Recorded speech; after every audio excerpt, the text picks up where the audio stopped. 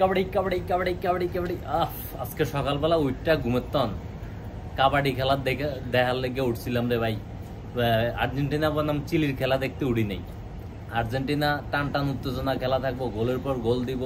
এতরা কি কাবাডি খেলা খেলে, পায়ে ধরে রাখছে, হাতে ধরে রাখছে, ব্যাংসা ধরে পয়রা যায় আসলে গোল পাইতে আসে না। ঠিক আছে, সর্বশেষ 88 মিনিটে তারা একখান গোল পাইছে। কোন রকম ইজ্জতটা রক্ষা করে তারা মনে করে যে গেছে, ঘরে গেছে। যাক গেছে, আর্জেন্টিনার দলকে আমরা অভিনন্দন জানাচ্ছি, কোনো সমস্যা নাই। কিন্তু হচ্ছে গিয়ে তারা যে এই শেষ মুহূর্তে গোল দিছে, তো আমাদের কোনো সমস্যা নাই। তারা কিছুক্ষণ পর পর হাতে ধরে, পায়ে ধরে চিলির পায়ে ধরে রাখছে, দেখছেন নি? গোল দিতে দেয় না বেড়া করে, আটকে রাখছে পায়ে ধরে। আরে তোরা পাও দিয়ে ঠেকা, বল ঠেকা, তোরা হাত দিয়ে কেন ঠেকাস?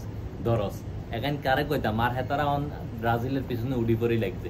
কি দরকার রে দাদু, তোরা ব্রাজিলের পিছনে উডি পড়ি লাগবি? তোরা গেছস অভিনন্দন তো করে, সেকেন্ডরা তোরা সেমিফাইনালে গেছস গাত করে অভিনন্দন।